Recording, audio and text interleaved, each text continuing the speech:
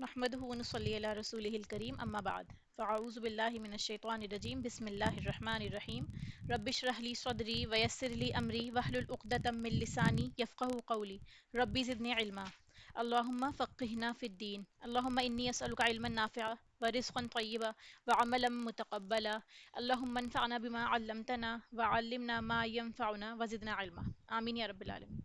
السلام علیکم ورحمۃ اللہ وبرکاتہ. آج کا آج کے ٹاپک کا مین تھیم ہمارا کنتم خیر امتن اخرجت للناس تعمرون بالمعروف وتنہون عن المنکر، اس پہ بات کی جائے گی. اور باقی کی آیات جو ہیں جو پچھلے ٹاپک سے ملتی ہوئی ہیں، یعنی اہل کتاب اور ان کی سازشوں کے بارے میں بتایا جا رہا تھا، اور اللہ سبحانہ تعالیٰ بار بار ان کو بار بار تلقین کرتے ہیں کہ وہ حق بات کو بیان کر دیں، چھپائے نہ، کفر نہ کریں.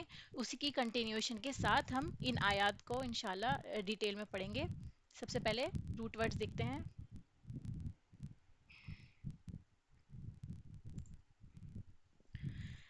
یا ایہا الذین آمنو، اے لوگو جو ایمان لائے ہو، ان تطیعو، اگر تم اطاعت کرو گے. اطاعت کرنا یعنی کسی کے پیچھے پیچھے چلنا، اس کی پیروی کرنا. فریقاً، ایک گروہ کی، من الذین اوتوا الکتاب، ان میں سے جو دیے گئے کتاب. یعنی ایک گروہ کی بات ہو رہی ہے جن کو اللہ سبحانہ تعالیٰ نے مسلمانوں سے پہلے کتاب دی تھی. ٹھیک ہے، تو یہاں پر دونوں مراد ہیں، یعنی یہود اور نصارہ، ان دونوں کی طرف اشارہ کر کے کہا جا رہا ہے. ٹھیک ہے، یردوکم بعد ایمانکم، وہ پھیر دیں گے بعد تمہارے ایمان کے، کافرین، کافر بنا کر. Okay. یعنی اگر تم نے ایک گروہ کی جو اہل کتاب میں سے ہیں، یعنی ایک فریق، ان کی بات مانی، تو وہ دونوں کیا کریں گے؟ تم کو اصل راستے سے پھیر دیں گے.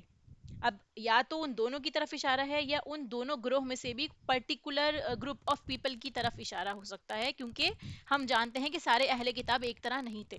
کچھ اہل کتاب فطرت پر تھے، جنہوں نے دل سے اسلام بھی قبول کیا، رسول اللہ صلی اللہ علیہ وسلم کی تصدیق بھی فرمائی. تو عموماً ایسا کام وہی لوگ کرتے ہیں جنہیں کچھ پتا ہوتا ہے اور وہ تعصب کا شکار ہوتے ہیں. اسی لیے یہاں بتایا کہ جن کو کتاب دی گئی، اگر تم ان کی پیروی کرو گے، ٹھیک ہے، تو جاننے والے لوگوں کی زیادہ تر پیروی کی جاتی ہے.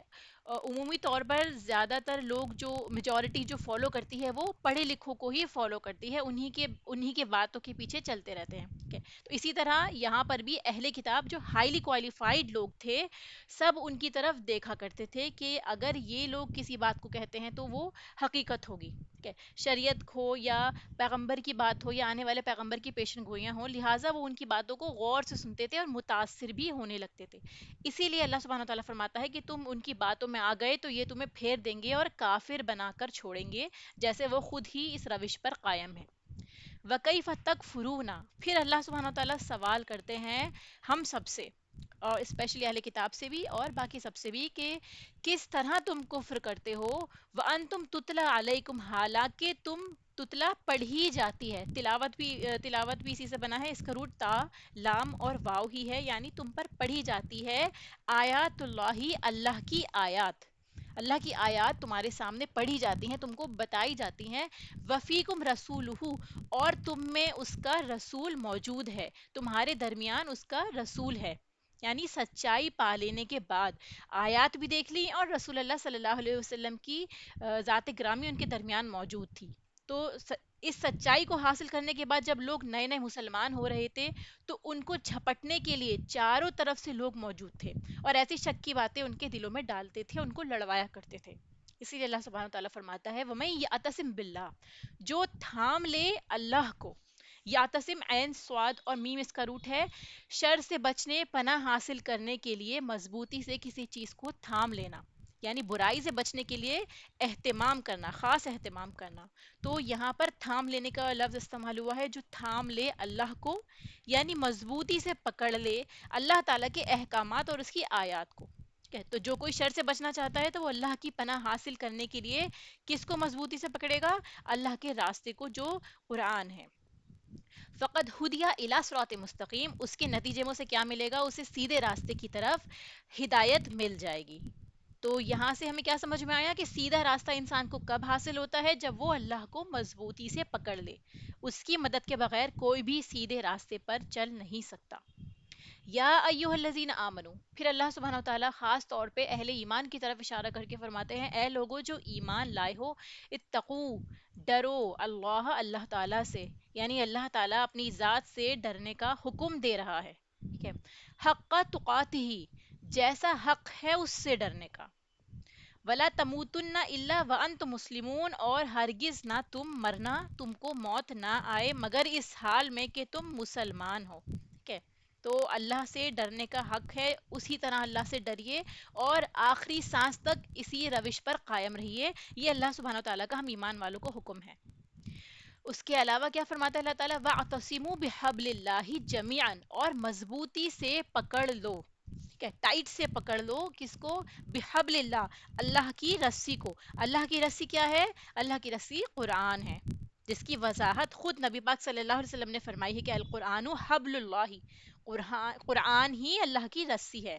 اللہ تعالیٰ فرماتا ہے جمیعاً، سب کے سب مل کر اس کو پکڑ لو، ولا تفرقو، اور نہ تم فرقے میں پڑنا، تم الگ الگ نہ ہو جانا۔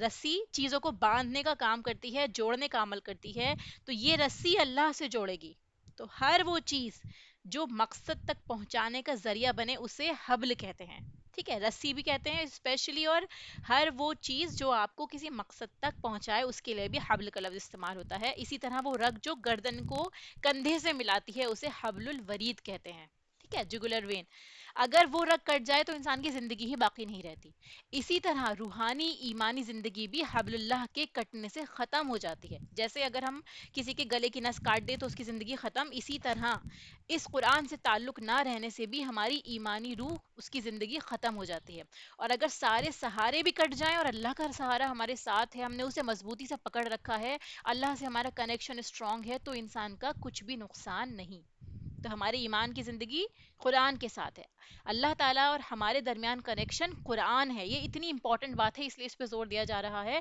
کہ اگر ہم اللہ سے اپنا رشتہ مضبوط کرنا چاہتے ہیں تو ہمیں قرآن کو تھامنا ہوگا اور مضبوطی سے پکڑنا ہوگا، سیدھے راستے پر جم جانا ہوگا، جو بنا قرآن کو پڑھے اور سمجھے پاسبل ہی نہیں ہے، اور اسی طرح مسلمانوں کو آپس میں جوڑنے کی چیز بھی قرآن ہی ہے، نہ ورنہ وہ کسی بھی صورت میں ایک ساتھ نہیں رہ سکتے، بہت سارے لوگ آپ دیکھیں گے اکٹھے ہوتے ہیں تو اس وقت میں بھی کیا ہوتا ہے، لڑائی جھگڑے یا کانفلکٹ آف انٹرسٹ ہوتے ہیں ان کے درمیان، قرآن ہی ایسی چیز ہے جو سب کو آپس میں جوڑے رکھتی ہے۔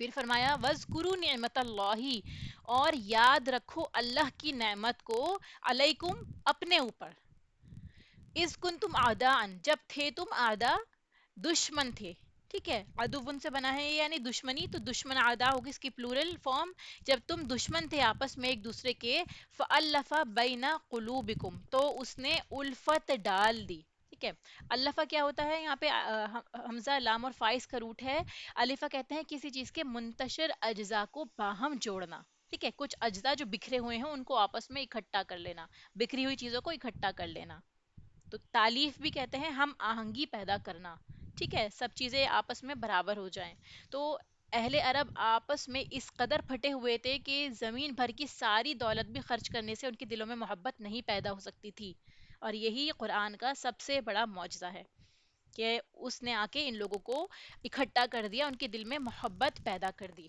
فَأَلَّفَ بَيْنَ قُلُوبِكُمْ، الفت پیدا کر دی اس نے درمیان تمہارے دلوں کے، فَأَصْبَحْتُمْ بِنِعْمَتِهِ إِخْوَانًا، فَأَصْبَحْتُمْ، تو ہو گئے تم، تو اصبحتم میں بھی صاد با حائز کا روٹ ہے، صباح کہتے ہیں ایک حالت سے دوسری حالت میں بدلنے کو یا کسی کام کے ہو جانے کو، ٹھیک ہے، تو تم بنعمتی ہی، اس کی نعمت کی وجہ سے ہو گئے اخوانن، بھائی بھائی، ٹھیک ہے، اخن بھائی کو کہتے ہیں اور اخوان اس کی جمع ہو گئی، یعنی تم آپس میں بھائی بھائی ہو گئے، وَكُنْتُمْ عَلَى شَفَا حُفْرَةٍ، تھے تم علی شفا حفرتن، گڑھے کے کنارے پر، کہ شفا ہر اس چیز کا کنارہ جو اندر سے خالی اور کھوکھلی ہوتی ہے، اور حفرہ کیا ہوتا ہے، حفرہ اس کا روٹ ہے، کھودنے کے لیے استعمال ہوتا ہے، تو حفرہ ہو گیا گڑھا، گڑھے کے کنارے پر ہونا، تم لوگ گڑھے کے کنارے پر تھے، من الناری، کس طرح کا گڑھا تھا وہ، آگ کا، یعنی تم آگ کے کنارے پر کھڑے ہوئے تھے، فَأَنْقَذَكُم مِّنْهَا، تو اس نے بچا لیا تمہیں، انقذکم نون قاف زال اس کا روٹ ہے، کسی خطرے یا ہلاکت سے بچانے کے لیے استعمال ہوتا ہے، تو اس نے تم کو اس نعمت سے بچا لیا، اپنی اس نعمت کے ذریعے بچا لیا، ٹھیک ہے، کذالک یبین اللہ، اسی طرح واضح کرتا ہے اللہ تعالیٰ، اللہ تعالیٰ کلیئرلی اپنی آیات آپ کے سامنے کھول کر بیان کر رہا ہے، آیاتہ لعلکم تہتدون، تاکہ تم ہدایت پاؤ. اسپیشلی یہاں پہ جیسے جہنم کا ذکر ہے کہ تم جہنم کے کنارے پر ایج پر کھڑے ہوئے تھے، قریب تھا کہ تم اندر جا گرتے، تو اللہ تعالیٰ نے نعمت اسلام کے ذریعے تمہیں اس آگ سے بچا لیا. ولتکم منکم، ضرور ہو تم میں سے، ہونی چاہیے. ٹھیک ہے، یہ جو لام دکھ رہا ہے نا آپ کو، تو یہ لام کسی چیز کو اس کے لیے استعمال ہوتا ہے کہ جیسے آپ کہتے ہیں کہ کوئی کام ہونا چاہیے، چاہیے تھا کہ ایسا ہو، تمہیں یہ کام کرنا چاہیے تھا.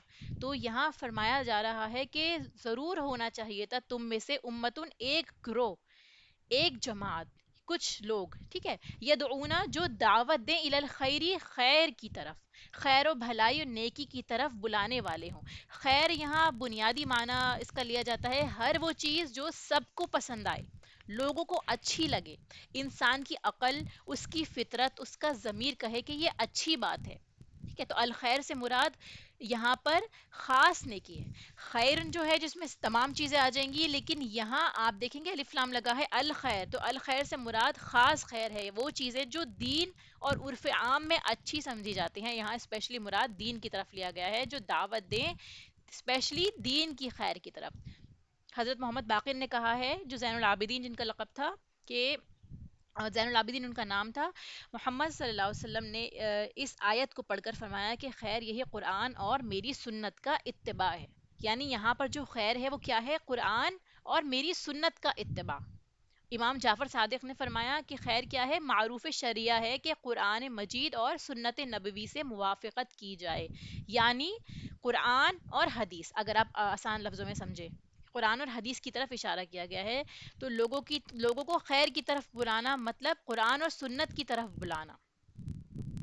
اس کے آگے کیا ہے؟ وَيَأْمُرُونَ بِالْمَعْرُوفِ، جو حکم دے نیکی کا، معروف کا حکم دے. معروف جانی پہچانی چیز کی طرف اشارہ کیا گیا ہے. اور اس کے علاوہ وَيَنْحَوْنَ عَنِ الْمُنْكَرِ، جو روکے برائی سے، وہ برائی سے روکے. منکر یعنی جس سے انکار کیا جائے، جس سے انسان کی عقل انکار کرے اور دین انکار کرے، یہ معروف کا اپوزٹ ہے. وَأُولَٰئِكَ هُمُ الْمُفْلِحُونَ، فرمایا کہ یہی لوگ ہیں جو فلاح پانے والے ہیں، یہی لوگ کامیابی پانے والے ہیں.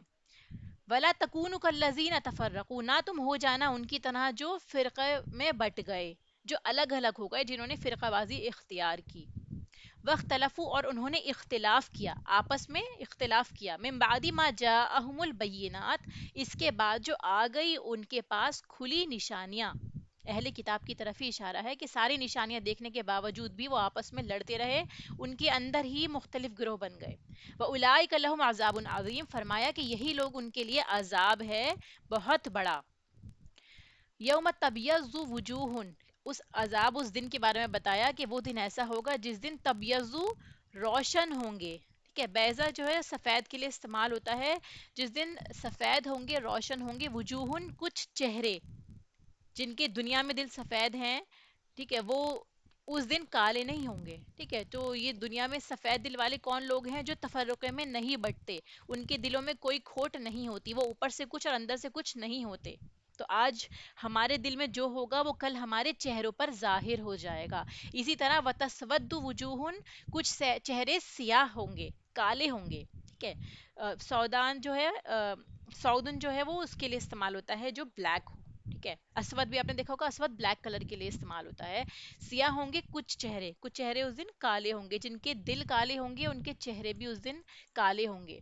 کوئی اپنی سچائی، اپنے دل کی بات کو چھپا نہیں پائے گا اس دن.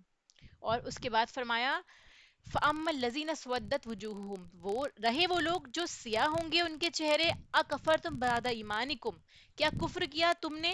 یعنی ان سے کہا جائے گا کہ کیا تم نے کفر کیا تھا اپنے ایمان لانے کے بعد، اللہ تعالیٰ کو جاننے کے بعد. اسپیشلی ان کو کہا جا رہا ہے جو نشانیاں دیکھ چکے ہیں، ایمان بھی لا چکے ہیں، اس کے باوجود بھی انکار کرتے ہیں اپنے عمل کے ذریعے یا اپنی زبان کے ذریعے. ٹھیک ہے، بس چکھو عذاب، فذوقوا العذاب بما کنتم تکفرون، اس وجہ سے جو تم کفر کرتے تھے، تم اپنے کفر کے سبب اس عذاب کو چکھو. وَأَمَّا الَّذِينَ ابْيَضَّتْ، اور رہے وہ لوگ جو ابیضت وجوہہم، سفید ہوں گے ان کے چہرے، یعنی جن کے چہرے سفید ہوں گے، ففی رحمت اللہ، تو وہ رحمت میں ہوں گے اللہ تعالیٰ کی. اللہ کی رحمت کیا ہے؟ اللہ کی رضا اور اس کی جنت. ہم فیہا خالدون، یہاں پر جنت مراد لی گئی ہے، وہ اس میں ہمیشہ ہمیشہ رہنے والے ہیں۔ تل کا آیات اللہ نتلوہا، یہ اللہ کی آیات ہیں، ہم پڑھ رہے ہیں انہیں علیکا آپ پر، یعنی آپ پر ہم ان کو پڑھ کر سنا رہے ہیں، بالحقی حق کے ساتھ۔ یہ جو کچھ آپ کو سنایا جا رہا ہے کسی انسان کا فرمان نہیں ہے، بلکہ یہ اللہ کا کلام ہے، حق ہے۔ وَمَا اللَّهُ يُرِيدُ ظُلْمًا لِلْعَالَمِينَ، نہیں اللہ تعالیٰ ارادہ رکھتا، اللہ تعالیٰ نہیں چاہتا ظلمن، کسی بھی ظلم کا، یعنی اللہ تعالیٰ ظلم کا ارادہ نہیں رکھتا، للعالمین، تمام جہان والوں کے لیے، اللہ تعالیٰ کسی کے ساتھ ظلم کا ارادہ نہیں رکھتا۔ وَلِلَّهِ مَا فِي السَّمَاوَاتِ وَمَا فِي الْأَرْضِ، جو کچھ آسمانوں میں اور جو کچھ زمین میں ہے، وَإِلَى اللَّهِ تُرْجَعُ الْأُمُورُ، اور اسی کی طرف لوٹائے جاتے ہیں سارے کے سارے کام، جتنے بھی معاملات ہیں وہ سب اللہ ہی کی طرف لوٹائے جانے والے ہیں۔ اس بات کی طرف اشارہ ہے کہ ہمیں سب کو لوٹ کے اللہ ہی کی طرف جانا ہے۔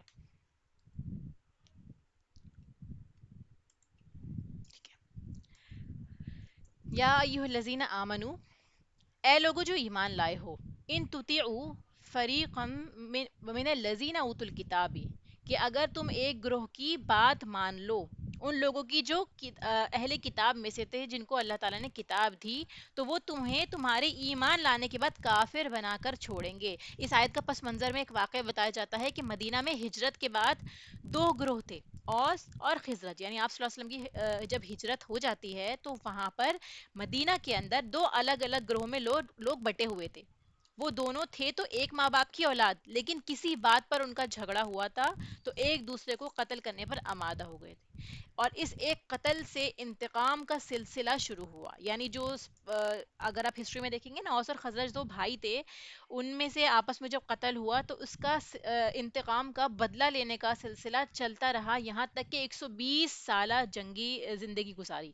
120 سال تک ان کے درمیان لڑائی چلتی رہی، جنگیں چلتی رہیں، آپس میں قبیلوں میں بھائی بھائیوں میں لڑائی ہوتی رہی، اور یہ یہود جو تھے انہی سے اسلحہ خریدتے تھے لڑائی کا، اور آپس میں ایک دوسرے سے لڑتے تھے۔ تو یہ یہود کا کیا کام تھا کہ ان کے درمیان لڑائی کو بھڑکاتے رہیں تاکہ ان کا سامان بھی بکتا رہے، ٹھیک ہے، اور اس چیز کو دنیا کی کوئی طاقت بھی نہ روک سکی سوائے اس کے کہ نبی پاک صلی اللہ علیہ وسلم مدینہ تشریف لے آئے، اسلام کا پیغام دیا، اور اسلام کی نعمت سے وہ لوگ اپنی دشمنی بھولے اور آپس میں پھر سے بھائی بھائی بن کر رہنے لگے۔ اس کی مثال سمجھے، جس طرح دودھ میں چینی مل جاتی ہے اور اپنی اصل کھو بیٹھتی ہے، یعنی اب دوبارہ سے چینی کو دودھ سے نہیں نکال سکتے، وہ اس میں پوری طرح سے مل جاتی ہے، اسی طرح یہ لوگ ایک ہو گئے اسلام میں آنے کے بعد، اور وہ قبائلی اور نسلی نفرتیں جو ان کے درمیان تھی وہ ختم ہو گئیں۔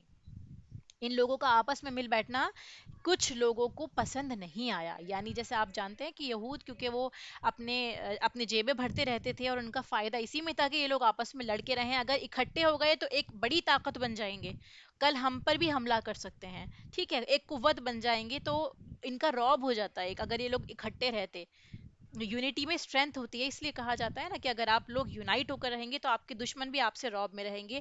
لہٰذا یہ لوگ کیا کرا انہوں نے کہ اپنا مالی نقصان نہ ہو اور ان کا رعب بھی نہ بیٹھے، اسی لیے ہر وقت یہ کوشش کرتے رہتے تھے کہ انہیں آپس میں لڑایا جائے، اسی کی تدبیریں سوچتے رہتے تھے، ٹھیک ہے۔ آخر تدبیر انہوں نے کیا کی کہ دور جاہلیت کی باتیں ان کو یاد دلائیں۔ ان لوگوں کو ایک محفل میں یہ لوگ اکٹھے بیٹھے ہوئے تھے، اسلام لانے کے بعد جب اکٹھے سب بیٹھے تھے تو یہود نے کیا کیا، دور جاہلیت کی باتیں یاد دلائی، ان کے درمیان ایسے واقعات پیش کیے، شعر و شاعری کی، جس سے ان کا غصہ بھڑک گیا اور ان کو جنگ کے دن یاد آ گئے۔ پھر آپس میں وہ لوگ پھر سے زور اندازی کرنے لگے، اپنی زبانیں اپنی آوازیں تیز کرنے لگے۔ یہاں سے ایک بات سیکھنے کی بہت امپورٹنٹ کیا ہے کہ اگر کسی کے ساتھ آپ کا کوئی اختلاف ہو بھی جائے، اگر آپ کے دل میں بیڈ فیلنگز بھی ہوں، لڑائی کا بھی ماحول بن جائے، تو اس کے بعد اللہ کی مدد سے دل کو صاف کر لیں، پچھلی باتوں کو کبھی نہ دہرائیں۔ یعنی اگر آپ کی کسی کے ساتھ میں بیڈ میموریز ہیں اور اب آپ اس کے ساتھ بہتر طریقے سے رہتے ہیں، آپ نے پچھلا بھلا دیا ہے، کبھی بھی کوئی ایسی بات نہ نکالے جس سے وہ بیڈ میموریز دوبارہ سے تازہ ہو جائیں۔ دل میں اگر آپ کے خیال آئے بھی تو اس کو جھٹک دیں، ڈسکس نہ کریں۔ جیسے آپ کی کوئی فرینڈ ہے، اگر آپ نے ان سے کسی غلطی پہ معاف کیا، یا آپ کی کوئی رشتہ دار ہیں، پھر آپ کسی محفل میں بیٹھ کے ان کو آڑ نہ دلائیں کہ تم نے تو فلاں کام کیا تھا، دیکھو میں نے تمہیں معاف کر دیا، کسی بھی طرح ان کو انسلٹ نہ کریں، ورنہ اس سے زخم تازہ ہو جائیں گے، کیونکہ انسانوں میں سے کچھ انسان شیطان کے روپ میں بھی آتے ہیں، جس طرح شیطان انسانوں میں پھوٹ ڈالتا ہے، اسی طرح ایسے لوگ جو نیگیٹو تھنکنگ کے حامل ہوتے ہیں وہ ایک دوسرے میں ہمیشہ اختلاف پیدا کرتے ہیں۔ لیکن یاد رہے کہ جو شخص لوگوں کی برائی سوچے گا، لوگوں کے درمیان برائی کروانا چاہے گا، تو اس کے اوپر شیطان مسلط ہے، اسے یہ سوچنا چاہیے کہ اس وقت میں شیطان کا کام کر رہا ہوں، اور شیطان ملعون ہے، یہی لوگ بدترین لوگ ہیں۔ پھر اتنے میں کیا ہوتا ہے، واپس اس قصے کی طرف آتے ہیں، جب یہ لوگ آپس میں لڑائی جھگڑے پر اتر آتے ہیں، قریب تھا کہ وہ جھگڑا جنگ کی فارم میں ہو جائے، تلواریں نکل گئیں کہ آپ نبی پاک صلی اللہ علیہ وسلم کو اطلاع ملی، تو آپ صلی اللہ علیہ وسلم مہاجرین کو ساتھ لے کر فوراً اس موقع پر پہنچے، اور جاتے ہی آپ نے کیا فرمایا کہ مسلمانوں، میری موجودگی میں جاہلیت کی یہ پکار، اللہ نے تمہیں اسلام کی طرف ہدایت دی، تمہارے دلوں کو جوڑ دیا، پھر اب یہ کیا ماجرا ہے؟ نبی پاک صلی اللہ علیہ وسلم کی یہ پکار سن کر انصار کی آنکھیں کھل گئیں، اور یہ سمجھ گئے کہ کس طرح شیطانی جال میں پھنس گئے تھے۔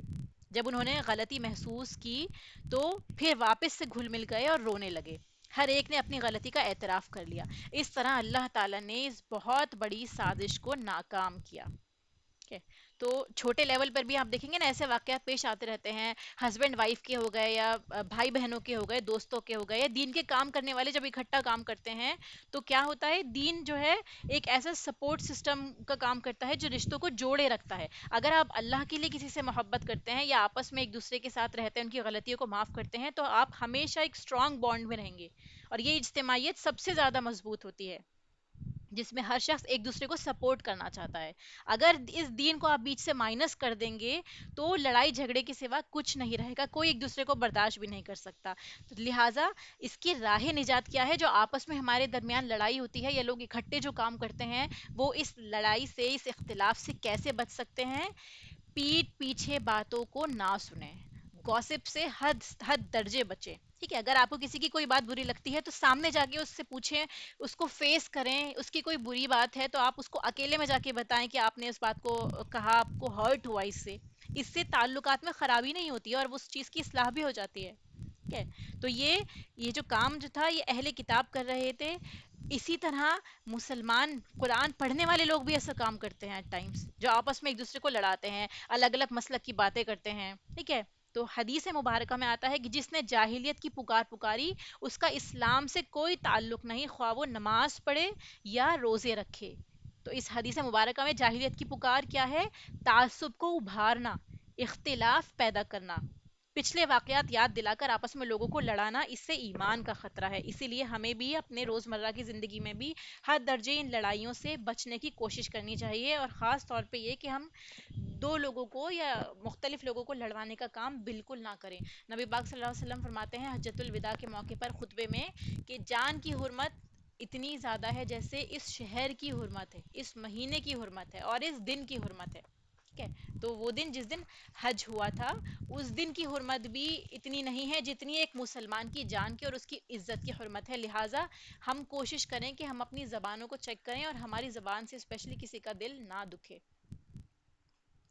کیف تکفرون وانتم تتلی علیکم آیات اللہ وفیکم رسولہ، پھر فرمایا کہ اگر تم کفر کر بھی کرتے ہو تو کیسے کر سکتے ہو؟ یہاں کفر کیا ہے؟ لڑائی جھگڑا، جو لڑائی جھگڑا آپس میں ہوا وہ کفر سے تعبیر کیا جا رہا ہے، کہ کیسے ہو سکتا ہے کہ جب اللہ کی آیات تم پڑھتے ہو، رسول بھی تمہارے درمیان موجود ہے، پھر بھی تم کفر کر رہے ہو۔ تو یہاں کفر کیا ہے؟ تفرقہ بازی۔ تو ایسی مشکلات میں انسان کو اللہ کی طرف رجوع کرنا چاہیے، کیونکہ انسانوں کے بس میں نہیں ہوتا۔ کبھی کبھار ہم کسی کے لیے بہت برا فیل کر رہے ہوتے تو ہمارے دل میں وہ فیلنگز چینج نہیں ہو رہی ہوتی، ہمارے بس میں نہیں ہوتا اس لڑائی کو ختم کرنا، تو ہمیں اللہ سے رجوع کرنا چاہیے، اللہ سے دعا کرنی چاہیے۔ وہی انسانوں کو سمجھا سکتے ہیں اور آپسی لڑائی کو ختم کر سکتے ہیں، دل بدلنے کی طاقت اللہ ہی کے ہاتھ میں ہے۔ تو جھگڑا، اگر ہم جھگڑا کرتے بھی ہیں تو صرف اللہ کے نام پر اس کو چھوڑ دیں، اور اللہ ہی اس کی جزا دے گا۔ حدیث مبارکہ میں آتا ہے کہ جو شخص جھگڑا ختم کرنے کے لیے اپنا حق چھوڑ دے، یعنی آپ حق پر ہیں، آپ صحیح بات کہہ رہے ہیں، اس کے باوجود بھی آپ جھگڑا نہ ہو اس لیے اپنے حق کو چھوڑ دیتے ہیں، تو اس کے بدلے میں کیا ہوگا؟ رسول اللہ صلی اللہ علیہ وسلم فرماتے ہیں میں اس کے لیے جنت کے اطراف میں گھر کی ضمانت دیتا ہوں، یعنی آپ کو جنت کے اطراف، اس کی سراؤنڈنگز میں گھر کی ضمانت ملتی ہے۔ اگر ہم سے دنیا میں کوئی بولے کہ آپ فلاں کام کریں یا جھگڑا نہ کریں، آپ کو ایک بہت بڑی پوش سوسائٹی میں ایک گھر ملے گا، بہت بڑا بنگلو ملے گا تو کیا ہوگا، فوراً ہم وہ کام کرنے پر آمادہ ہو جائیں گے. لیکن ہمارا ایمان ان احادیث پر، قرآن پہ نہیں ہے اتنا جتنا ہونا چاہیے، اس لیے ہم ان باتوں کو نظر انداز کر دیتے ہیں. رسول اللہ صلی اللہ علیہ وسلم فرماتے ہیں کہ آپ جھگڑا، حق پر ہوتے ہوئے بھی جھگڑا چھوڑ رہے ہیں تو آپ کے لیے جنت میں ایک بنگلہ تیار ہو رہا ہے. ابھی دیکھیے نا، تو اس سے بڑھ کر کیا خوشخبری کی بات ہو سکتی ہے ہماری. ضروری نہیں ہے ہر بات پہ ہم اپنی بات کو صحیح ثابت کرنے کے لیے اڑ جائیں. ٹھیک ہے، تو اپنا حق چھوڑ دینا تاکہ جھگڑا ختم ہو، اس کی بہت بڑی جزا اللہ سبحانہ تعالیٰ کی طرف سے ہمیں ملے گی، اور یہ وہی کر سکتا ہے جس کا تعلق اللہ سے مضبوط ہو. ٹھیک ہے، جو شخص اللہ تعالیٰ کے دین کو مضبوط تھام لے تو بلا شبہ اسے راہ راست دکھلا دی گئی. ایسے جھگڑوں میں صحیح راستہ اسی کو ملتا ہے جو اللہ سے مدد مانگتا ہے اور اللہ کی خاطر صبر کرتا ہے اور اللہ سے دعا کرتا ہے. زیادہ سے زیادہ اللہ سے دعا کرنا. تو اسی لیے جنگ و جدل کو ختم کرنے کے لیے سب سے بڑا حل کیا ہے؟ اللہ کی آیات کو پڑھتے رہنا اور سنت رسول پر جم جانا. پھر اگلی آیت، یا ایھا الذین آمنوا اتقوا اللہ حق تقاتہ.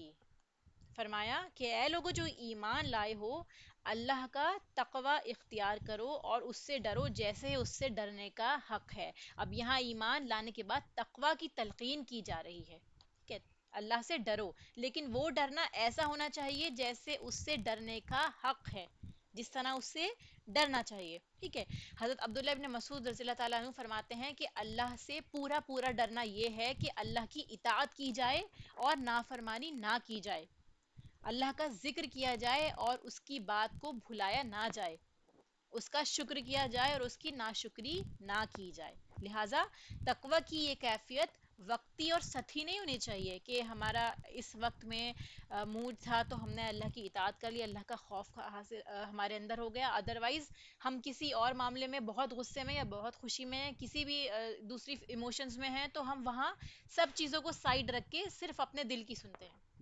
یہ خاص موقع پہ نہیں ہونا چاہیے، جیسے کہ حج کا موقع ہوا تو ہمارے اندر تقوی ہو گیا، رمضان کے مہینے میں ہم نے ایسا کرا، اس کے علاوہ باقی پوری زندگی ہم جو چاہے کریں. بلکہ موت کے وقت تک آپ کو تقوی اختیار کرنا ہے. وَلَا تَمُوتُنَّ إِلَّا وَأَنْتُمْ مُسْلِمُونَ، آخری وقت تک آپ کو اسی حال میں رہنا ہے. آپ صلی اللہ علیہ وسلم نے فرمایا کہ جو شخص جہنم سے الگ ہونا چاہے اور جنت میں جانا چاہے، اسے چاہیے کہ مرتے دم تک اللہ پر ایمان رکھے اور یوم آخرت پر، اور لوگوں سے وہ برتاؤ کرے جو وہ اپنے لیے چاہتا ہو. ٹھیک ہے، تو لوگوں سے اپنے لیے برتاؤ ویسا کرنا، کیونکہ جھگڑوں کی وجہ ہی یہی ہے کہ انسان اپنے لیے کچھ اور پسند کرتا ہے، اچھی چیز پسند کرتا ہے اور دوسروں کو گھٹیا چیز دیتا ہے. ان کی اپنی مرضی کے مطابق چیز کرنا چاہتا ہے اور چاہتا ہے کہ ہر وہ چیز اسے ملے جو اسے چاہیے، اور یہاں وہ دوسروں کا خیال نہیں رکھ پاتا، سارا خیر اپنے لیے جمع کرنے لگتا ہے. تو حق تو یہ ہے کہ حق ادا ہو ہی نہیں سکتا. جھگڑا ختم کرنا، اس کا حل کیا ہے کہ آپ کا دل متقی ہو جائے. پھر آگے بتایا وَلَا تَمُوتُنَّ إِلَّا وَأَنْتُمْ مُسْلِمُونَ. ایک شخص ساری زندگی بھی صحیح کرتا رہتا ہے لیکن آخری وقت میں اپنے نفس کے ہاتھوں اگر وہ پھسل جاتا ہے تو وہ جس حال میں مرا اسی میں اٹھایا جائے گا. ہمیں اس چیز کو لے کے خوش فہمی میں نہیں رہنا چاہیے کہ ہم نے اپنی پوری زندگی اللہ سے خوف میں گزاری، آخری وقت ہے ہم جو چاہے کریں. ایک بھی لمحہ آپ کا غفلت میں گزرا یا آپ نے کوئی ایسا کام کر دیا جس سے اللہ سبحانہ وتعالیٰ ناراض ہو گئے، اللہ کے بندوں کا آپ نے حق مار دیا، تو کیا ہوگا؟ وہ پوری زندگی کے اوپر جو ہے ہمارے اعمال پہ پانی پھیر دے گا. فرمایا کہ مرتے وقت تک، جب رسول اللہ صلی اللہ علیہ وسلم کا آخری وقت چل رہا تھا، رسول اللہ صلی اللہ علیہ وسلم دنیا سے پردہ فرمانے سے پہلے 3 دن پہلے آپ کیا تلقین کرتے ہیں کہ موت کے وقت اللہ سے اچھا گمان رکھنا، کیونکہ اس وقت بھی ابلیس آ کر انسانوں کو بہکاتا ہے نا. کیا بہکاتا ہے وہ؟ کہ اگر اللہ تعالیٰ اتنا ہی بڑا ہوتا تو وہ تمہیں تکلیف ہی نہ دیتا، تم اسی تکلیف میں کیوں ہو. تو لہٰذا انسان اس وقت بھی وسوسوں کا شکار ہو جاتا ہے. تو موت کے وقت یہ بہت بڑا امتحان ہوتا ہے انسان کا. اس وقت اسے اللہ تعالیٰ سے اچھا گمان رکھنا چاہیے. جیسا آپ کا گمان ہوگا اللہ تعالیٰ کو آپ ویسا ہی پائیں گے. موت اس حالت میں ہوتی ہے جیسے آپ کی زندگی ہوتی ہے.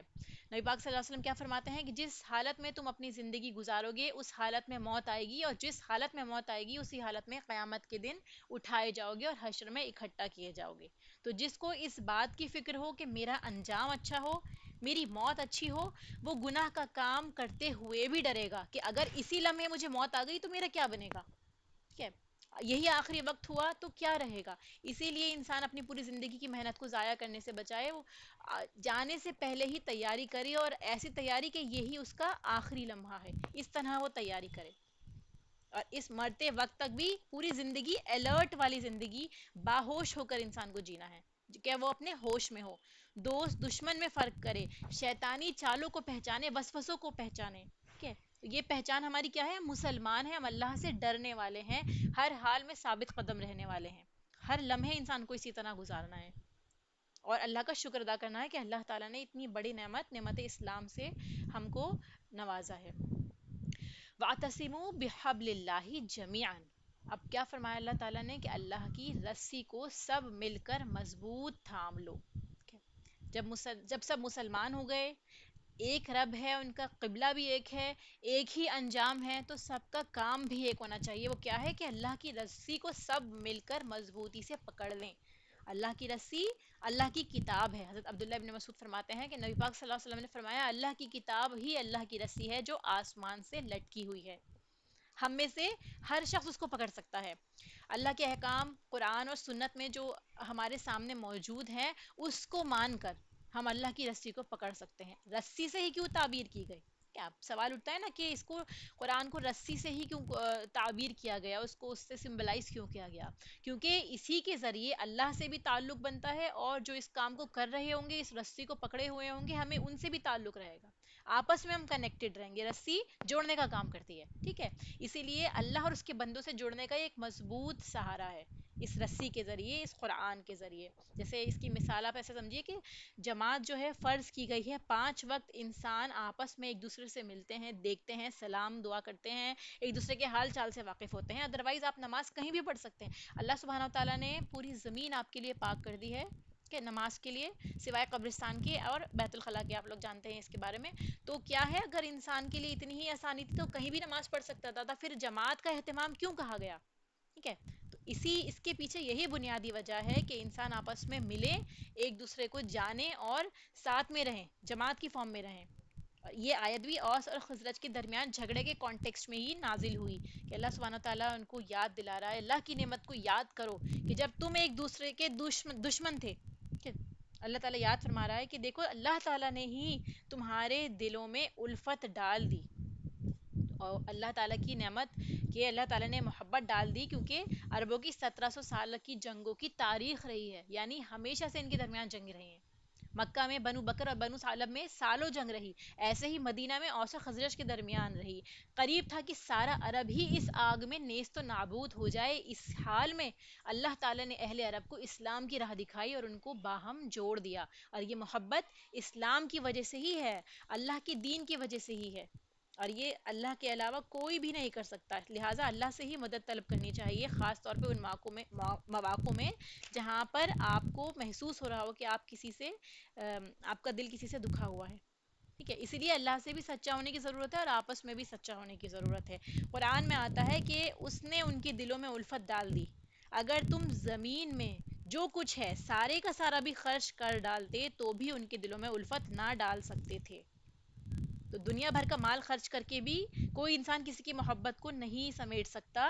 یہ بھی اللہ ہی کی طرف سے ہوتا ہے. وہ اللہ تعالیٰ ہی ہے جس نے، اللہ تعالیٰ ہی کی ذات ہے جس نے دلوں میں الفت ڈالی. بے شک وہ زبردست ہے اور حکمت والا ہے. تو محبت کی سب سے مضبوط بنیاد اللہ کی خاطر دوستی اور تعلق ہے، کیونکہ انسان اکیلے رہ ہی نہیں سکتا، اسے سوشلی ایک دوسرے کے سپورٹ کی ضرورت ہی ہوتی ہے.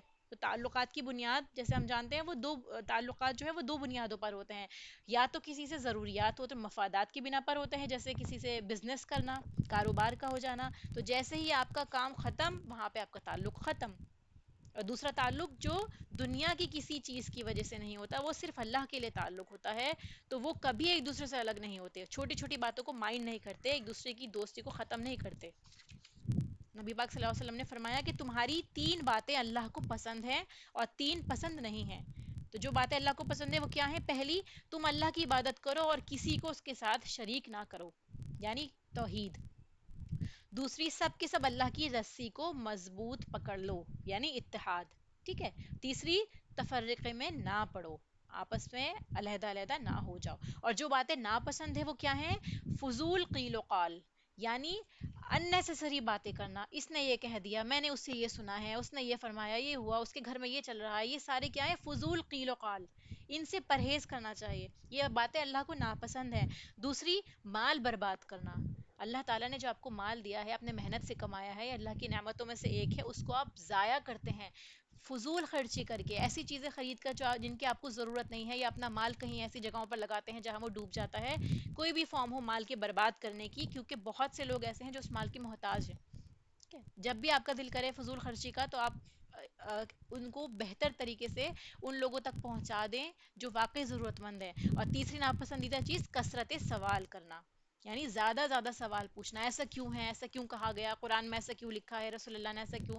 ان نیسیسری سوال کرنا، جیسے ہم جانتے ہیں کہ سوال ایسا ہونا چاہیے جس سے آپ کے علم میں اضافہ ہو، اور اگر وہ بات کلیئر ہو گئی ہے اگلی آیات سے یا کسی اور ٹاپک سے، تو ضروری نہیں ہے اس کے بارے میں ان نیسیسری سوال کرے جائیں. یہ چیز اللہ کو ناپسند ہے. اس کے آگے فرمایا کہ تم آگ کے گھڑے کے کنارے پڑتے، دور جاہلیت کی کفر اور آپس کی لڑائیوں کی وجہ سے ایک دوسرے کو ہلاکت خیز انجام سے دوچار کرنا. اور اس کے اوپر کیا ہے؟ لڑائی جو بھڑکائی جا رہی تھی، اگر تم اسی میں لڑے پڑے رہتے، جو یہود ان کے درمیان لڑائی بڑھا رہے تھے، تو کیا ہوتا؟ آپس میں ایک دوسرے کو مار ڈالتے اور نتیجتاً جہنم میں جا گرتے. ایک دوسرے کا قتل کرنے والا جو ناحق کسی کا قتل کر رہا ہے، وہ کیا ہے؟ جہنم میں جا گرے گا. اللہ تعالیٰ نے تمہیں اس سے بچا لیا. اسی طرح اللہ تعالیٰ تمہارے لیے اپنی آیات کو بیان کرتا ہے تاکہ تم ہدایت پا جاؤ. لیکن جو آیات پڑھتے ہی نہیں تو انہیں ہدایت کیسے ملے گی؟ ایک بڑی زندگی ہم نے گزاری ہے جس میں ہم نے قرآن صرف عربی میں پڑھا ہے اور اس کو سمجھا ہی نہیں. آپ یہ سوچیں نا کہ یہ ساری آیات جو اللہ تعالیٰ بتا رہے ہیں وہ بار بار آ رہی ہیں کہ جب آپ سمجھیں گے، پڑھیں گے، تبھی تو آپ ہدایت حاصل کریں گے. تو قرآن کی دوری کی وجہ سے ہی ساری لڑائیاں جو ہیں وہ سبب، ان کا سبب ہے ساری لڑائیاں. پھر وَلْتَكُن مِّنكُمْ أُمَّةٌ يَدْعُونَ إِلَى الْخَيْرِ، تم میں سے ایک جماعت ایسی ہونی چاہیے، کچھ لوگ ایسے ہونے چاہیے، کچھ گروہ ایسے ہونے چاہیے جو خیر کی طرف لوگوں کو بلاتے رہیں. خیر، قرآن اور سنت کی طرف بلاتے رہیں، اور ساتھ میں نیکی کا حکم دیں اور برائی سے روکیں. یہی لوگ فلاح پانے والے ہیں. ٹھیک ہے؟ تو سب مسلمانوں میں ایک خاص گروہ ایسا ہو جو فل ٹائم اس کے لیے ڈیڈیکیٹ کرے. کیا کیا کام کرنا ہے؟ خیر کے کاموں کی طرف بلانا ہے، اور یہ گروپ کیسا ہونا چاہیے؟ جو دین اسلام کی طرف بلائے، خیر کے علاوہ اسپیشلی دین اسلام کی طرف ہی بلائے، اور اسلام میں جو آلریڈی لوگ ہیں ان کی خرابیوں کو ان سے روکے. یعنی جو ان کے اندر خرابیاں پیدا ہو گئی ہیں، دین سے دوری ہو گئی ہے، اس کو روکنا، خیر بھلائی کی طرف واپس لانا، یہ بھی ان کا فریضہ ہوگا. کہ اگرچہ یہ ہر انڈیویجول کی ذمہ داری ہے، ایک حد تک ہم سب کو یہ کرنا ہے اپنے عمل سے، اپنے قول کے ذریعے اپنے ماحول کو ایسا بنانا ہے. لیکن یہاں پر بہتر طریقے پہ یہ بتایا جا رہا ہے کہ امت وسط میں سے کچھ لوگ اسپیشلائزڈ ہونے چاہیے جو اس کام کے لیے ہی خاص ہوں. اگزامپل کے طور پہ آپ سمجھے جیسے سرحدیں ہوتی ہیں، وہاں پر آرمیز ہوتی ہیں. ٹھیک ہے؟ وہ کیا کرتی ہے؟ پروٹیکشن کرتی ہیں پوری کنٹری کی. اسی طرح سے یہ آرگنائزیشن جو فزیکلی پریزنٹ ہیں، فزیکلی پریزنٹ ہو کے حفاظت کرتے ہیں، فل ٹائم ڈیڈیکیٹ کرتے ہیں، تو یہ کیا ہے؟ فزیکلی حفاظت ہو گئی. اسی طرح ذہنی اور نظریاتی سرحدوں کی حفاظت، یعنی جو اب آپ کا خیال کہاں جا رہا ہے، آپ کیا سوچ رہے ہیں کسی کے بارے میں، آپ کے دل میں کیا کیا وسوسے آ رہے ہیں، یہ ساری چیزیں، ان کی سرحدوں کی حفاظت کون کرے گا؟ دین کا علم. کہ جو لوگ دین کا علم رکھتے ہیں، ویل ٹرینڈ ہے، دین کی سمجھ بوجھ رکھتے ہیں، وہی لوگوں کی بھی حفاظت کر سکتے ہیں ان غلط عقائد سے بچنے کے لیے. تو کیا کام ہے ان کا؟ نیکی کا حکم دینا اور برائی سے روکنا. نیکی، اچھے کاموں کی طرف لوگوں کو بلانا، اور جو اسلام میں آلریڈی لوگ ہیں، جو مسلمان ہیں، ان کی خرابیاں ان کو دور کرنا، دین کی طرف بلانا. یہ ساری چیزیں اس کے اندر آئیں گی. یہ ہمارا فریضہ ہے، اس بات کو سمجھ لیں. الحمدللہ ہم قرآن سمجھ سکتے ہیں، پڑھ سکتے ہیں، اللہ نے ہمیں توفیق دی ہے، ہمیں چنا ہے کہ ہم قرآن سمجھ رہے ہیں. تو ہمارا کام ہے اسپیشلی یہ کہ ہمیں یہ کرنا ہے. ٹھیک ہے؟ اور دوسرا کام کیا ہے؟ کہ برائی سے، غلط طریقوں سے روکنا. اور یہ انتہائی مشکل کام ہے جو طبیعت پر بھی انسان کے بھاری ہوتا ہے، لیکن جو خالص ہوتے ہیں وہی یہ کام کر سکتے ہیں. کیوں؟ کیونکہ اس طرح آپ کو لوگوں کی نفرتیں حاصل ہوتی ہیں. آپ کسی کو کوئی کام کرنے سے روک رہے ہیں، آپ اس کو ٹوک رہے ہیں، آپ اس کو بتا رہے ہیں کہ یہ کام غلط ہے، تو نتیجتاً آپ کو نیگیٹو ریاکشن یا فرکشن محسوس ہوگا ہی ہوگا. آپ سے لوگ جو ہے وہ دور رہنے کی کوشش کریں گے زیادہ سے زیادہ. لیکن آپ کو کیا کرنا ہے؟ سچائی ایک دن ضرور نظر رنگ لاتی ہے، سچائی لوگوں کو نظر آتی ہے، آپ کی لوگ قدر بھی کریں گے. ایسا ہو ہی نہیں سکتا کہ آپ اپنی ذات کے اوپر کسی اور کے لیے خیر کے بارے میں سوچیں، اپنے سے زیادہ اس کے بارے میں سوچیں، تو اس کے دل میں وہ فیلنگ نہ آئے. کہ پازیٹیو وائبس جو ہوتی ہے وہ انسان محسوس کرتا ہے، اس کا اجر بالکل بھی ضائع نہیں ہوتا. ٹھیک ہے. تو یہی الٹیمیٹ کامیابی بتایا جا رہا ہے کہ یہی لوگ کامیاب ہے جو یہ کام کرتے ہیں. معروف قرآن و سنت کے موافق کام کرنا جو ایکسیپٹیبل ہو، اور منکر جو عقل کو بھی برا لگے اس چیز سے روکنا، یہ کام کرنے کے ہیں، ان کی طرف بلایا جا رہا ہے. ٹھیک ہے. امر بالمعروف اور نہی عن المنکر یہی ہمارا فریضہ ہے سب سے امپورٹنٹ.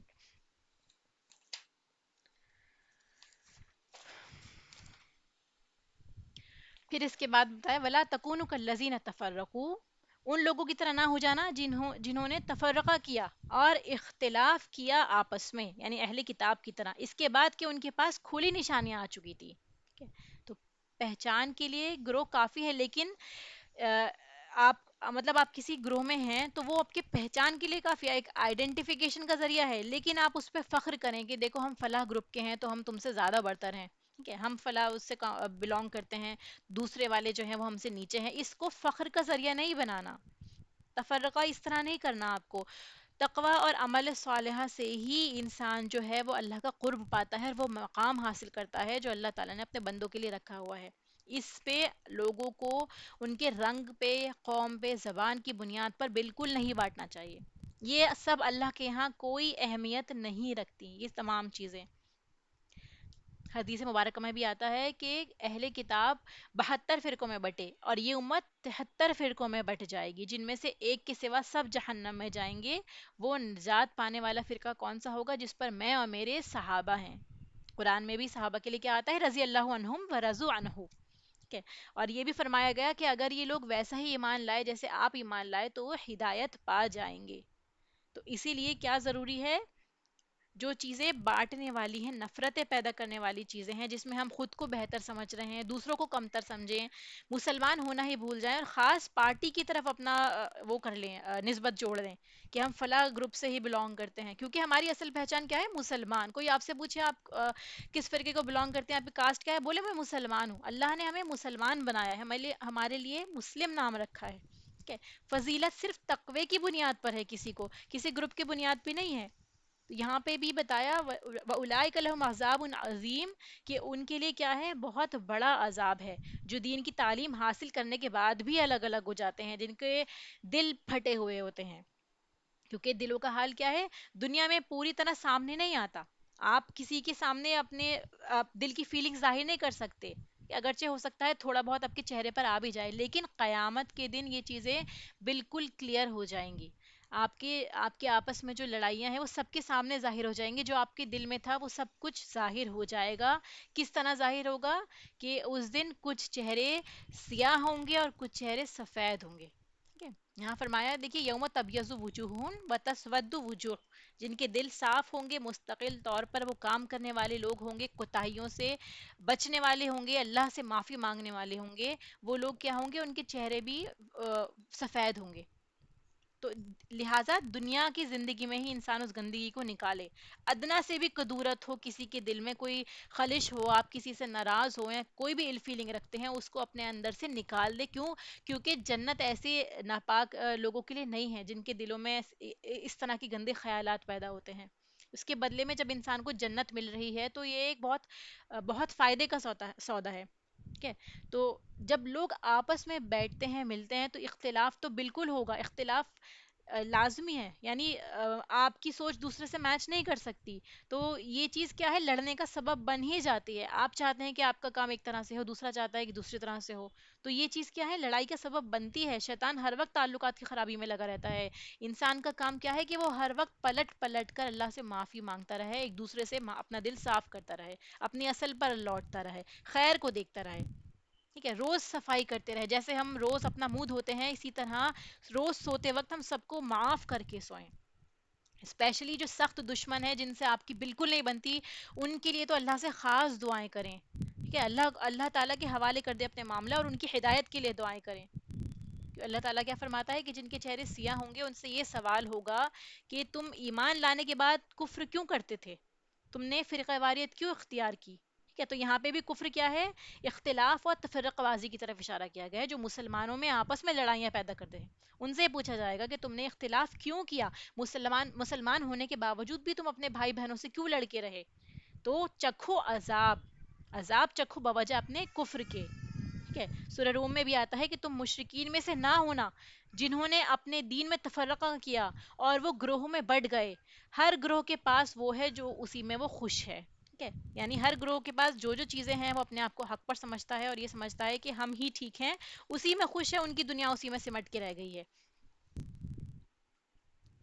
پھر فرمایا وَأَمَّا الَّذِينَ ابْيَضَّتْ وُجُوهُهُمْ فَفِي رَحْمَةِ اللَّهِ کہ جو لوگ جن کے چہرے روشن ہوں گے وہ اللہ کی رحمت کے مستحق ہوں گے اور وہ اس میں ہمیشہ رہیں گے. اللہ کی رحمت اللہ کی جنت ہے. اللہ تعالیٰ ہم لوگوں کو بھی ان میں شامل فرمائے جو دنیا کی زندگی میں ہی اپنے چہروں کو صاف کر لیتے ہیں, اپنے دلوں کو صاف کر لیتے ہیں اور سوائے اللہ کی محبت کے کچھ نہیں رکھتے, کیونکہ دل ہی ایسا مقام ہے جہاں اللہ تعالیٰ رہتا ہے. اللہ تعالیٰ اپنے بندے کے دلوں میں رہتا ہے. تو اپنے دلوں کو پاک صاف کرنے کی کوشش کریں تاکہ اللہ تعالیٰ کی محبت حاصل ہو اور اللہ تعالیٰ کا مقام بھی ہمارے دل میں ہو. تلک آیات اللہ نتلوہا علیک بالحق, فرمایا جا رہا ہے کہ یہ آیتیں ہیں جو ہم پڑھ کے سنا رہے ہیں حق کے ساتھ. ان آیات کو مذاق نہ سمجھیے, یہ اللہ کی آیات ہے جن کو ہم پڑھ کے سنا رہے ہیں. اللہ تعالیٰ تو کسی پر ظلم نہیں کرتا, جہان والوں پر ظلم نہیں کرتا, یہ بندے ہی ہیں جو اپنے اوپر ظلم کر رہے ہیں. ٹھیک ہے. تو آج مسلمانوں کی حالت جو خراب ہے, تو لوگ یہ سوال کرتے ہیں کہ تمہارا اللہ کہاں ہے. ٹھیک ہے. تو یہ فرمایا کہ یہ تمہارے اعمال ہیں جو تمہارے سامنے آ رہے ہیں. لوگ اپنے اعمال نہیں دیکھتے بلکہ ادھر ادھر بلیم کرنے لگ جاتے ہیں, اللہ کو بلیم کرنے لگ جاتے ہیں نعوذ باللہ, کہ میرے ساتھ ہی ایسا کیوں ہو رہا ہے. حالانکہ یہ نہیں جانتے کہ ہمارے دلوں میں کتنی کدورتیں بھری ہیں, ہم کیسے ایک دوسرے سے الگ ہو کے اور فرقوں میں بٹ کے رہ رہے ہیں. وَلِلَّهِ مَا فِي السَّمَاوَاتِ وَمَا فِي الْأَرْضِ وَإِلَى اللَّهِ تُرْجَعُ الْأُمُورُ. اختتامی آیت یہ ہے کہ اللہ تعالیٰ ہی کے لیے ہے جو کچھ آسمانوں میں اور جو کچھ زمین میں ہے. اگر تم اس کے نہ بھی بنے تو اسے کوئی پرواہ نہیں, وہ ساری کائنات کا مالک ہے, اسی کے سامنے سارے معاملات رکھ دیے جائیں گے.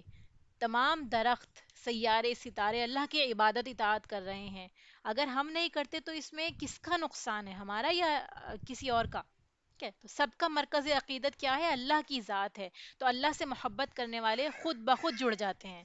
اگر ہم نے اطاعت نہیں کی تو کیا ہوگا, ہم ہی ان لوگوں سے علیحدہ ہو جائیں گے. یعنی آپ اس کو ایسے امیجن کریں کہ پوری دنیا, پوری کائنات اللہ تعالیٰ کی عبادت میں لگی ہوئی ہے, آپس میں محبت رکھتی ہے. اللہ تعالیٰ نے انسانوں کے لیے سب کو مسخر کر دیا ہے. زمین آسمان ہے, ہوائیں چلتی ہیں, ہمارے لیے بارشیں برسائی جاتی ہیں, زمین اپنی نباتات اگاتی ہے. یہ سب کچھ اللہ تعالیٰ نے ہمارے لیے کیا ہے. ٹھیک ہے. ہمارے لیے فرشتے دعائیں کر رہے ہوتے ہیں, سمندر کے اندر مچھلیاں, چیٹیاں سب دعائیں کر رہی ہیں. تو یہ دعاؤں کا مستحق کون ہوگا, جو لوگوں کو خیر کی باتیں سکھائے گا, کہ اس کو یہ ساری دعائیں مل رہی ہوں گی. ٹھیک ہے. کیونکہ بھلائی کی بات وہی انسان بتا سکتا ہے جو واقعی اندر سے پاک صاف ہو. تو اس طرح ہم بھی کائنات کے ساتھ ہم آہنگ ہو جائیں گے. ہم وہی کر رہے ہوں گے جو پوری کائنات کر رہی ہے. ادروائز کیا ہوگا, اگر ہم اپنی مرضی کریں گے یا لڑائی جھگڑا یا کفر پر آ جائیں گے تو کیا ہوگا, ہم ساری دنیا سے, ساری کائنات سے کٹ کے الگ ہو جائیں گے. لہٰذا ہمیں کیا کرنا چاہیے, جیسے پوری کائنات اللہ کے آگے خوشی سے سر جھکائی ہوئی ہے, اسی طرح ہمیں بھی جھکا دینا چاہیے. اور جتنی زیادہ اللہ سے محبت ہوگی, ہماری قربانیاں بھی اتنی زیادہ ہوں گی. کیونکہ جو جتنا اللہ سے محبت کرے گا, اللہ کے راستے پر چلے گا, اس کی آزمائشیں بھی آئیں گی, پر اللہ تعالیٰ کی محبت اور اللہ تعالیٰ کی مدد ضرور اس کے ساتھ میں ہے. اسی لیے اپنا ہر کام, جو بھی آپ کا اگر کوئی کام اٹکا ہوا ہے یا کسی سے فساد لڑائی جھگڑا ہوا ہے, سب کچھ کیا کریں, اللہ کے حوالے کر دیں, سب کو معاف کر دیں, اپنے معاملات کو صاف کر لیں اور فیصلہ اللہ کے آگے ڈال دیں, اس دعا کے ساتھ کہ اللہ تعالیٰ ہم نے آپ کے لیے یہ تمام فیصلے اور تمام سٹیپس لیے ہیں, تو آپ ہی ہمارے دل کو پاک صاف کریے اور ہم کو قبول فرمائیے اللہ تعالیٰ. وآخر دعوانا الحمد للہ رب العالمین. ان آیات کی تلاوت سن لیجئے ایک بار. ایک منٹ.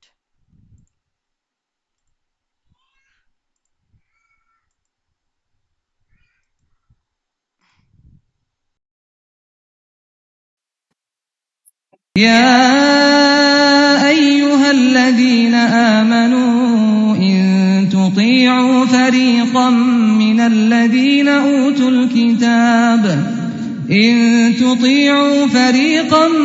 الذين أوتوا الكتاب يردوكم بعد إيمانكم كافرين وكيف تكفرون وأنتم تتلى عليكم آيات الله وفيكم رسوله ومن يعتصم بالله فقد هدي إلى صراط مستقيم. يا أيها الذين آمنوا اتقوا الله حق تقاته ولا تموتن إلا وأنتم مسلمون واعتصموا بحبل الله جميعا ولا تفرقوا واذكروا نعمة الله عليكم إذ كنتم أعداء فألف بين قلوبكم فأصبحتم بنعمته إخوانا وكنتم على شفا حفرة من النار فأنقذكم منها كذلك يبين الله لكم آياته لعلكم تهتدون ولتكن منكم أمة يدعون إلى الخير ويأمرون بالمعروف وينهون عن المنكر وأولئك هم المفلحون ولا تكونوا كالذين تفرقوا واختلفوا من بعد ما جاءهم البينات وأولئك لهم عذاب عظيم يوم تبيض وجوه وتسود وجوه فأما الذين اسودت وجوههم أكفرتم بعد إيمانكم فذوقوا العذاب بما كنتم تكفرون وأما الذين ابيضت وجوههم ففي رحمة الله هم فيها خالدون تلك آيات الله نتلوها عليك بالحق وما الله يريد ظلما للعالمين ولله ما في السماوات وما في الأرض وإلى الله ترجع الأمور.